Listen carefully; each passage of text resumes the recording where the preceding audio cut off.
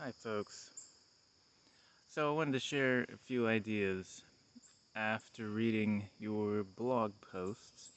Um, there's one particular thing that I wanted to talk to you about, which has to do with the idea of being in the present. And related to that is our relationship with the past and the future. I'll just say I'm recording this outside because on this day my wife is working upstairs from me and I can hear her through the floorboards. So I understand about distractions in your work environment. In any case, a number of you mentioned, and I'm going to just take a little walk through my path while I'm talking to you.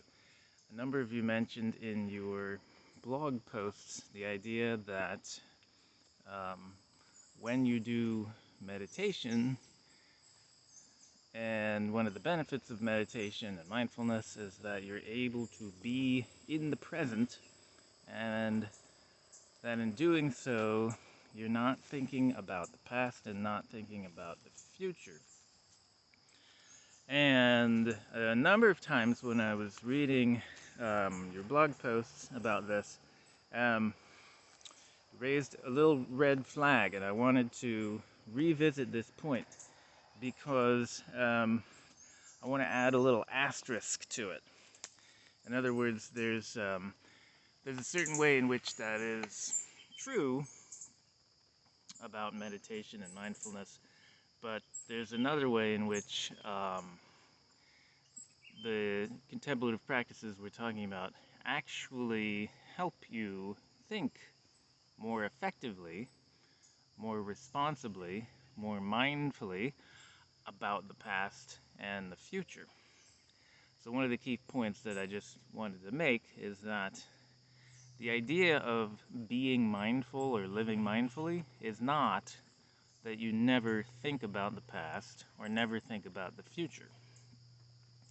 Instead, the idea is that by practicing, you create a space in which you can do what you're doing in the present moment, and also you can be in relationship to your past and in relationship to your future in a way that is more expansive, in a way that creates possibilities, in a way that is less closed down and pre-scripted.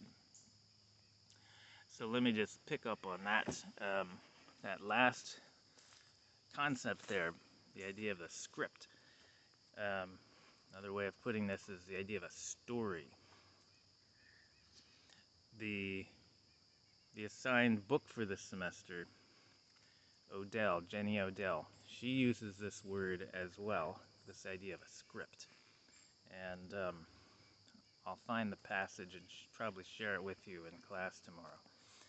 The idea is that too often, when we're thinking about the past or thinking about the future, we're not bringing a sense of imagination or creativity or agency to it. Instead, what usually happens is that there are pre-written scripts or stories about your past that intrude into your thoughts, that are already there, that insist on playing themselves out. In other words, um, there's stories preconceived in your mind that insist that you keep telling them over and over again. And a lot of times they're negative stories, or they're stories that restrict your ability to think expansively about yourself. So it might be a story like, I was never good at math. This is a simple one-sentence story that many people have about themselves. I was never good at math, or I am not good at math, or I failed at math in the past. We find our daughter doing little one-sentence stories like this about herself. When those stories get locked in, then what tends to happen is that um, we simply assume the truth of those stories. Usually, the stories that we tell ourselves are partly true, but not entirely true. So, a more mindful way of thinking about the past is not that we refuse to think about it at all, but that we practice thinking about it in a way that is more generous and compassionate to ourselves. The same thing happens when we talk about the future. Very often, what happens is that we have a script pre written um, about what's going to happen in the future. And this might come from, watching our parents in their marriage or in their work life. And we might assume that our future is going to look like theirs. In fact, one of my colleagues at UNH, a professor at UNH, just said exactly that. She told me this story while we were sitting outside yard distancing the other day. She said that she always assumed that she would turn out to be exactly like her mother. Now, these kinds of pre-scripted stories can have the sort of ironic effect, unfortunate effect of being a self-fulfilling prophecy.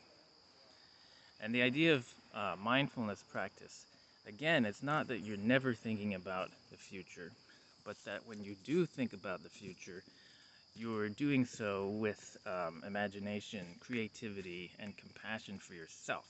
When you do that, you're able to take those pre-scripted stories about the past and the future and um, sort of pop them like little bubbles and open up a space for new stories to be written. So this is I want you to keep in mind when you're doing meditation or mindfulness practice. Um, it is true that you are practicing being in the present moment and paying attention to the thing that you are doing. In other words, do the thing that you are doing. Pay attention to what you are doing now. But that doesn't mean that you have no relation to the past and no relation to the future. It means that um, as you practice and develop a sense of mindfulness as a skill, that you're able to position yourself differently in relation to your past and your future in a way that is empowering to you.